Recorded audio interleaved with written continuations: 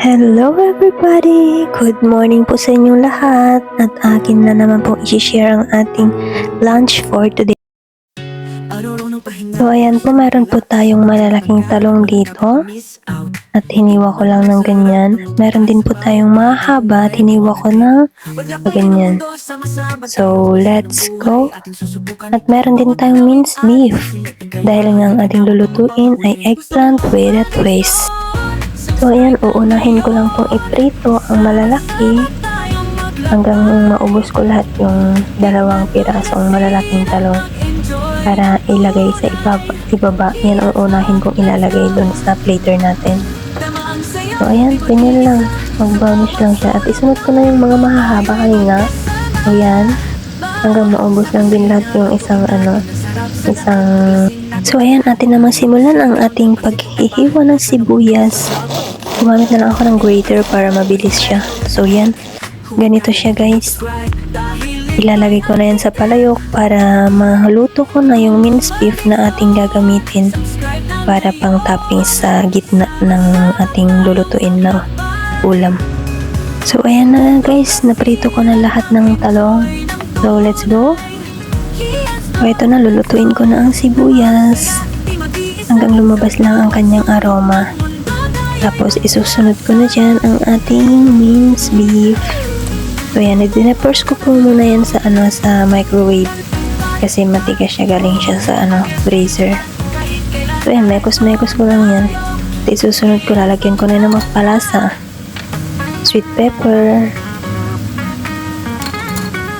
tapos cinnamon, tapos yung ating salt. So ayan, tansyahin mo na lang guys. Yan. So if ganito na yung texture guys, pwede na nating patayin yung apoy. So ayan, okay na yan. Iluluto pa naman po natin yan dun sa oven, kaya ganito, it's okay na. And para naman dito, meron tayong tray. Hinirela lang natin yung ating mga talong na malalaki at hinaluan natin na maliliit kasi hindi kasya. So yan. At ating ilagay lahat yung niluto natin na minced beef sa ibabaw. Ganyan. Yan ang magiging palaman ng ating talong. Toppings niya. Tapos, i-cover up natin yan ng same din na talong.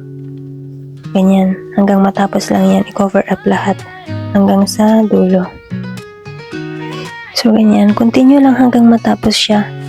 Hanggang ma-cover up natin lahat. Hanggang ma-finish ang ating niluto na talong. So, ganyan lang. Sige lang. Diretso lang yan.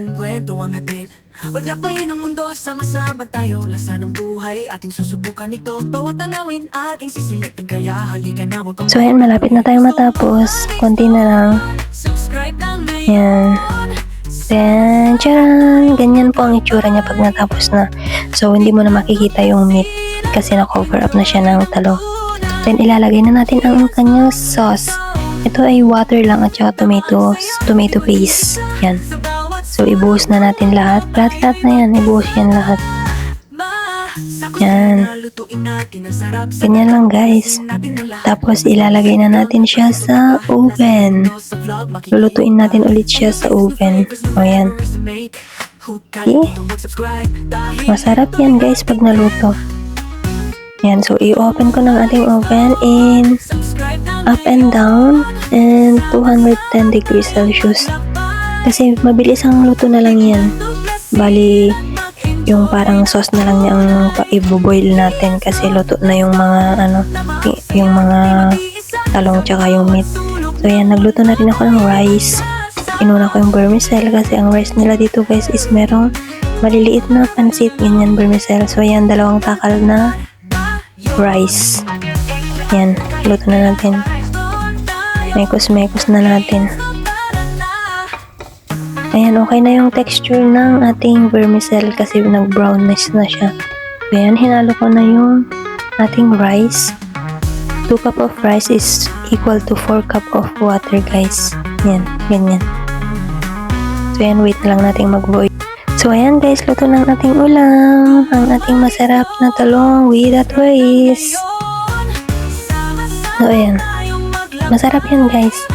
At luto na rin ang ating kanin. So yan, let's eat na guys. Ready na ang ating lunch for today. Masarap yan guys. Paborito yun ng mga amo ko. So yan lang po for today's video. Paalam!